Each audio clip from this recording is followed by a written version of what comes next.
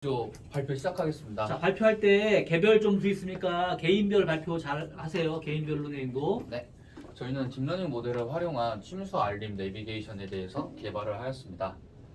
우선 저희가 이 작품을 선정한 이유로는 이제 해마다 늘어나는 침수 피해가 해결 방안은 매년 나오고 있지만 그럼에도 불구하고 피해는 계속 늘어나기 때문에 조금 더 다른 방법을 보고자 해서 이 프로젝트를 선정하게 되었습니다. 저희가 선행 논문을 분석하여 가지고 저희가 딥러닝 모델에 사용하는 이제 침수 레벨에 대한 기준을 선정을 하였고, 오른쪽 같은 해외 논문 같은 경우에는 해외에서도 이제 도로를 관측하는 이제 침수 시스템이 사용되고 있다는 것을 보여주기 위해서 참고를 하였습니다. 현재 저희가 사용되고 있는 시장 조사를 해봤는데요. 현재 저희가 주요 내비게이션 서비스 중에서 댐 방류 데이터를 기반으로 하는 침수 알람이 있었는데, 해당 데이터 같은 경우에는 일단은 댐 방류 데이터를 기반한 예측 데이터이기 때문에 도로를 직접 관측해서 하는 데이터보다는 조금 부정확하다는 단점이 있어서 저희는 도로를 직접 관측하는 데이터를 기반으로 하였습니다. 저희 시스템 구성도입니다. 저희는 우선 내비게이션에서 경로를 설정하고 나면은 침수가 있는 위치에 마커를 띄워서 확인할 수 있도록 하였습니다. 핵심 기술로는 구글 콜앱을 활용한 딥러닝 모델을 만들고, 이를 안드로이드 스튜디오에서 내비게이션 API와 결합을 하는 것이 저희의 핵심 기술이었습니다. 개발 환경은 구글 콜앱과 안드로이드 스튜디오를 주로 사용하게 되었습니다. 저희 시스템 구성도입니다. AI 허버에서 데이터셋을 다운받고, 이를 바탕으로 구글 콜앱에서 YOLO V5 모델을 만들고, 이를 텐서플로우 라이트 모델로 변환을 하여서 안드로이드 스튜디오에 적용을 하였습니다. 다음은 이제 개별 과정입니다. 네, 지금부터 데이터 라벨링 과정부터 설명드리도록 하겠습니다. 저는 일단은 AI 허브에서 침수 관련 데이터를 약 3만 장을 먼저 다운을 해가지고 데이터 라벨링을 직접 진행을 하였는데요. 이제 레벨을 3개로 나누다 보니까 비침수와 침수 두 가지로 나누지 못하고, 저희가 앞선 논문에서 분석한 이제 기준에 따라서 총 3가지의 레벨로 직접 분류를 하였습니다. 그래서 이거를 데이터 라벨링하고 전처리를 하여서 이거를 딥러닝 모델을 제작하기 위해서 바로 구글 콜앱으로 넘어갔는데요. 보시다시피 저희는 30회의 이제 반복 횟수를 통해서 딥러닝 모델을 학습시켰고, 에포크가 상승하고 로스가 줄어든다는 그래프 자료를 통해서 저희의 딥러닝 모델이 정상적으로 작동할 수 있음을 확인하였습니다. 근데 중간에 문제가 하나 생겼었는데, 3만 장의 데이터 라벨링을 직접 해가지고 만들었으나 이제 데이터가 좀 편향적으로 치우쳐져서 레벨 1이 제대로 뜨지 않는 문제가 발생했었는데요. 이 문제의 경우 모델 제작을 다시 해가지고 데이터 라벨링을 총 2,000장 정도를 또 라벨링해서 분류해가지고 보충하여서 다시 모델을 재제작하였습니다. 그래서 이제 이걸 안드로이드 스튜디오에 연동을 해서 직접 적용을 시키는 것까지 완료를 했는데요. 보시다시피 안전 상태, 주의 필요, 심각한 침수 위험으로 총 3가지 레벨로 나타나게 만들었고, 여기서 이제 앞선 모델 재제작을 했지만 또 한 가지 문제점으로 그 안드로이드 스튜디오 내에서 코드를 실행시킬 때 자꾸 레벨 2에 편향적으로 또 치우쳐지는 문제가 발생해서 추가적으로 이제 그 임계값 보정 방법을 추가로 사용하였습니다. 이제 보시다시피 원래 사용한 코드 그대로 적용하면은 총 3가지를 이제 분류 기준에 따라서 제대로 출력을 하는데, 저희 모델에서 문제점이 일어난 거는 모델이 아니라 코드 내에서 이 레벨을 자꾸 더 많이 출력을 하고 1레벨로 가야 되는 것도 자꾸 2레벨로 출력을 해서 그거를 직접 임계값을 보정하는 방법을 통해서 1레벨을 좀 더 많이 뜨게 하고, 이 결과 3가지 레벨이 정상적으로 뜨는 것을 확인할 수 있었습니다. 여기까지가 안드로이드 스튜디오의 딥러닝 모델 적용 과정까지입니다. 저는 CCTV API를 연동하기 위해 CCTV API 사용하기 위해 국가교통정보센터에서 API 키를 받아와 안드로이드 스튜디오에 연동한 후 CCTV 위도, 경도, 좌표와 URL을 받아와 지도와 내비게이션에 마커 추가하기 위한 코드이고, 마커를 클릭했을 때 CCTV URL을 CCTV URL에 있는 영상을 접속하여 영상을 나올 수 있도록 하기 위한 코드입니다. 안드로이드 스튜디오에서 사용한 API 같은 부분 설명드리겠습니다. 네이버 다이나믹 맵 API는 저희가 출발지와 도착지 설정을 위해서 사용하였고요. SK 오픈 API 지오 코딩은 저희가 좌표 변환이 필요해서 사용했습니다. 원래 카카오 내비에서는 카텍 좌표계를 사용하는데 카카오 내비에서 따로 카텍 좌표계를 지원하지 않기 때문에 저희 SK 오픈 API를 사용하였고요. 그리고 직선 거리 계산 API를 사용하여 다음 경로까지의 거리는 카텍으로 좌표 변환을 지원하기 때문에 변환 없이 거리를 구할 수 있어서 사용하게 되었습니다. 그리고 저희가 제일 중요한 기능인 내비게이션은 카카오 내비를 선택하게 되었는데요.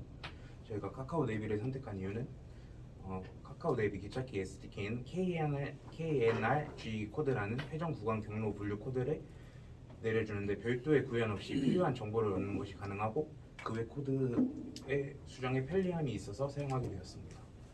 안드로이드 스튜디오 네이버 디렉션스 API인데요. 이건 저희가 중간에 추가한 API인데 입력한 정보를 기반으로 자동화 경로 및 통행 정보를 조회하는 API고 사용 마커 및 CCTV를 길 안내 경로에 위치해 있는 부분만 추가하기 위해서 사용하게 되었습니다. 그리고 여기 왼쪽에 보이시는 코드들이 저희가 안드로이드 스튜디오에서 사용한 클래스 파일들이고요. 안드로이드 스튜디오에서 중요한 부분인 내비게이션 액티비티 코드를 간략하게 설명드리겠습니다. 전체 내비게이션 화면을 담당하는 메인 클래스로 사용하였고요. 해당 클래스에서 지원하는 기능은 지도 초기화를 처음에 하고 경로 안내를 시작한 후 CCTV 마커를 표시하고 클릭 이벤트를 처리하도록 코드를 짰습니다. 그리고 경로 주변 CCTV 영상을 수집하여서 실시간 딥러닝 분석을 가능하게 만들었고 딥러닝 모델로 침수 여부를 판별하여 침수 상태에 따른 알림이 제공되도록 코드를 만들었습니다. 마지막으로 안드로이드 스튜디오의 이제 백그라운드에서 딥러닝 모델을 적용하는 부분입니다. 세 가지 방법을 사용하는데요. 우선 미디어 익스트랙터를 활용하여서 파싱된 CCTV URL에 접속을 하여서 영상만 따로 빼오는 작업을 미디어 익스트랙터를 사용하였고, 그렇게 따로 빼온 영상을 미디어 코덱이라는 코드를 사용하여서 이 영상을 인코딩을 하였고, 이미지 리더 같은 경우에는 저희가 이 영상을 이제 딥러닝으로 돌리기 위해서 폭, 넓이, 그리고 YUV라는 이런 이미지 포맷까지 설정을 해가지고 가져오는 파일이 이미지 리더였습니다. 이제 저희가 초반에 실험을 하기 위한 코드는 이렇게 구성이 되었었는데요. 저희가 이제 내비게이션으로 적용하는 부분에서는 아무래도 언어도 바뀌다 보니까 이렇게 다음과 같이 코드가 수정하게 되었습니다. 이제 마지막으로 저희가 각 CCTV마다 결과값이 나오면은 이 결과값을 하나로 모아서 만약에 한 군데라도 레벨 1 혹은 레벨 2가 있으면은 그에 해당하는 알람이 뜨도록 설정을 하였습니다. 다음 같은 경우 스트림 분석이 시작되고 나면은 판독 결과에 따라서 심각한 침수 위험이라는 알람이 뜨도록 저희는 설정을 하였습니다. 다음은 저희 시연 영상입니다. 다음과 같이 지도에서 자기가 원하는 목적지를 선택하고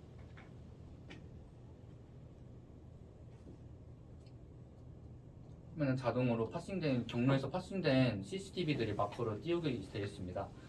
이제 내비게이션으로 넘어오게 되면은 그 CCTV들에 대해서 판독을 돌리고 이에 대한 결과가 이제 위에서 알람으로 뜨게 됩니다. 저희가 임의로 침수 영상을 삽입을 하였기 때문에 다음과 같이 심각한 침수 알람이 떴습니다. 이제 이렇게 지도로 줄이게 되면은 이쪽에 침수 알람 저희가 침수 영상을 넣어서 따로 빨간색 마커로 띄게 표시를 했습니다. 이제 다른 쪽에 마커를 클릭하게 되면은 색깔도 검은색으로 따르게 분류를 하였고, 클릭을 하면은 이제 해당 위치에 CCTV가 작동하도록 하였습니다. 네, 앞으로 저희 개발 목표로는 저희가 이제 해당 프로젝트로 앞으로 이제 캡스톤이나 이제 창의혁신 DNA도 나가게 되었는데, 저희가 이제 여러 가지 피드백을 받아 보았을 때 내비게이션에 국한되지 않고 조금 더 개발하는 쪽이 어떠냐는 아이디어가 있었습니다. 따라서 저희는 내비게이션뿐만이 아니라 조금 이제 도로교통 정보를 제공해주는 그러한 AI를 만들어서 같이 내비게이션과 제공을 한다면 조금 더 효율적이라고 판단을 하였습니다. 역할 분담은 다음과 같이 구분되어 있었습니다. 추진 일정은 다음과 같이 해서 이번 주까지 모두 완료가 되었습니다. 네, 청구부는 제가 질문 잠깐 할게요. 네. 아까 그 동영상 보니까 네, 지금 상태는 여기서 네. 한번 눌러보세요. 예를 들어서 이게 내가 이게 어디 내비게이터라고요? 내비게이션 같은 경우는 이제 카카오 내비를 사용합니다. 카카오 내비 썼어요? 네. 자, 그러면 카카오 내비 썼다고 치면은 여기서 이제 내가 원하는 길을 딱 이렇게 길 찾기 하면 나오잖아요, 그죠? 네, 근데 아직 이거 출발하지 않은 상황에서 지금 나오는 거죠, 이게 지금? 네, 네, 네. 그러면 내가 가야 할 그 길에 네, 지금 여기는 지금 뭐랄까 침수 위험 구간을 지나간다라는 네. 것을 얘기해주고 있다는 얘기죠. 네, 네, 네. 거기까지가 지금 돼 있던 건가요? 예, 우회 경로는 아직까지는 그리고 여기에서도 전체 내 가는 길이 딱 보이잖아요. 네. 그죠? 보여지는 데서 예를 들어서 정확하게 어디가 나와 있다라고 좀 이렇게 잘 보여줬으면 좋겠는데 아, 네, 마크 크기가 근데 아마 좀 작게 돼 있던 걸 전체 화면에서 네, 전체 화면이 딱 보이면서 바로 이제 그 구간이 나오면 좋은데 네. 여기는 그렇게 안 되는데 지금 네가 화면을 줄이고 전체 화면 크기를 줄여가지고 네, 전체 아. 화면을 보여야지만 나오는. 저희가 카카오 네이버가 2D랑 3D가 있어서 2D를 누르면 전체 화면이 나옵니다. 그러니까 처음에 처음에는 그 현재 위치로 나와가지고 그러니까 현재 위치로 나와서 딱 누르잖아 우리가. 그러면 네. 이제 너가 가는 길은 전체 화면이 이 전체 길은 이 패스는 이거야라고 하면서 출발하면 이제 또 이제 디테일하게 나오잖아요. 네, 그러니까 전체 화면에 딱 나올 때 네. 네가 지금 가는 그 코스에서 여기가 지금 침수 지역이야라고 같이 보이면 좋은데 네. 그게 안 보이는데. 아, 네, 그게 아마 저희 카카오 내비에서 길찾기를 시작하게 되면은 이제 진행되는 과정이 아무래도 내비게이션 시작을 하면은 바로 이제 자신의 위치가 뜨고 좀 아까 말씀하신 것처럼 좀 큰 화면, 작은 화면부터 나오기 시작해가지고 그 부분은 아마 저희가 전체 화면부터 나오도록 하거나 아니면은 앞서 지도상에서 경로를 설정했을 때 이 위치에 침수가 있다 이렇게 표현하는 방법으로 저희가 수정할 수 있을 것 같습니다. 그러니까 기본적으로 딱 내가 어디 목표를 한다라고 한다면 거기까지 코스가 쫙 나오니까 네네네. 그 과정에서 바로 이제 나올 거란 말이지. 네. 그러면 요 지점이 지금 침수 지역이다라는 것들이 바로 딱 뜰 수 있도록 해주는 게 네. 좋겠다 네. 생각이 들면서 그 지점이 예를 들어서 아까 알람이 떴잖아, 그치? 네. 알람이 뜨고 나서 이렇게 화면을 크게 봐야지만 보인단 말이지. 네, 지금. 아무래도. 그치? 그런 부분을 좀 개선했으면 좋겠다. 네. 하나 UI 형태로 잘 보였으면 좋겠다는 생각이 들고 네. 한 가지 더 그 가연이가 발표했던 부분 중에서 네. 왠진 모르는데 이게 여기 다음 장 여기서 네. 그 레벨이 0, 1, 2로 이렇게 되어 있는데 네. 실제로 테스트를 해보니까 네. 자꾸 2레벨로 뜨더라. 네. 그래서 이거를 보정해 주려고 위해서 1레벨을 좀 크게 했다라고 네. 했단 말이지.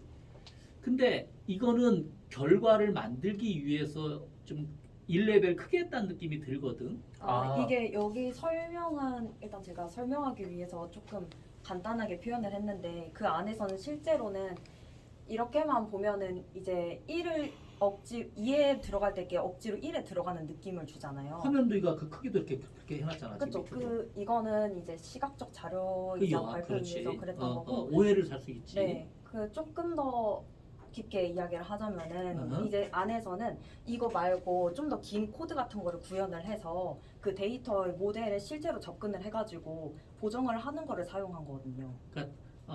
나는 이제 보정을 했다라는 말만 했는데 네.